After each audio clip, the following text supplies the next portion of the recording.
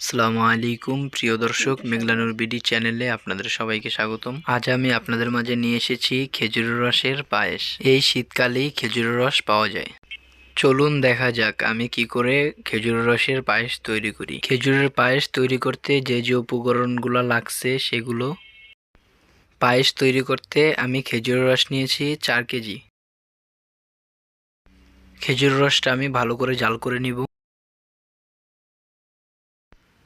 রসটাকে আমি মাঝারি আঁচে 5-6 মিনিট জাল করে নিব। 1 পিস তেজপাতা, 2 পিস দারচিনি, 4 পিস এলাচ দিয়ে নিচ্ছি। রসটা জাল করানো হয়ে গিয়েছে। মশলাগুলো দিয়ে মাঝারি আঁচে জাল করে নিব 5 মিনিট। এবার আমি দিয়ে নিচ্ছি রসের মধ্যে 2 কেজি তরল দুধ।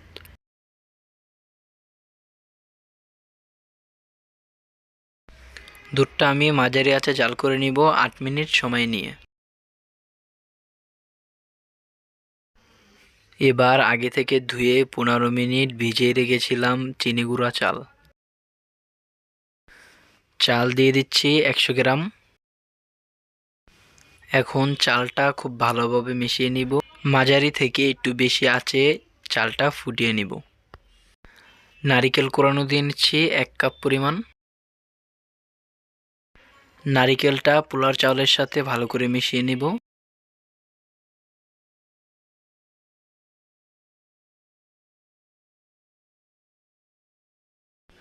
এবার চালগুলো মাঝারি আঁচে জাল করে নিব 15 মিনিট। এবার দিয়ে দিব স্বাদমতো লবণ। লবণটা দিলে মিষ্টির স্বাদটা ভালো আসে।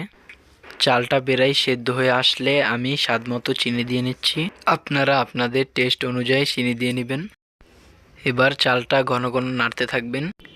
নাড়া থামা যাবে না, তাহলে পাতিলের নিচে লেগে যাওয়ার সম্ভাবনা আছে।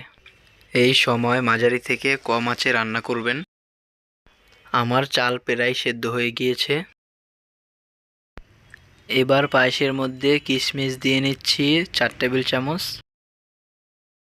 কিশমিশ দেওয়ার পরে জাল করে নেব 2 থেকে 3 মিনিট। এবার গুঁড়ো দুধ দিয়ে নিচ্ছি 1/3 কাপ। গুঁড়ো দুধ ভালো করে পায়েসের সাথে মিশিয়ে নিব।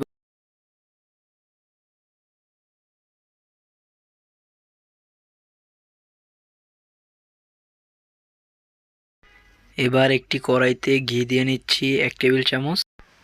আগে থেকে কুচি করে রাখা কাঠবাদাম ও কাজু বাদাম ঘিয়ের মধ্যে ভাজার জন্য দিয়ে দিব। 2 থেকে 3 মিনিট সময় নিয়ে ভেজে নিব।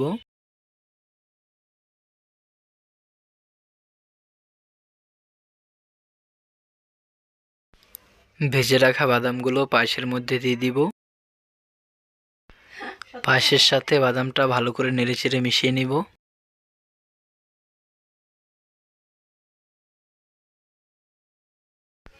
তৈরি হয়ে গেল মজাদার খেজুরের রসের পায়েসের রেসিপি। কে কোথা থেকে দেখছেন আমাকে কমেন্ট করে জানাবেন। ভিডিওটা ভালো লাগলে অবশ্যই চ্যানেলটা সাবস্ক্রাইব করবেন ও ফেসবুক পেজটা ফলো দিয়ে আসবেন। সবাই ভালো থাকবেন, সুস্থ থাকবেন। আসসালামু আলাইকুম, আল্লাহ হাফেজ।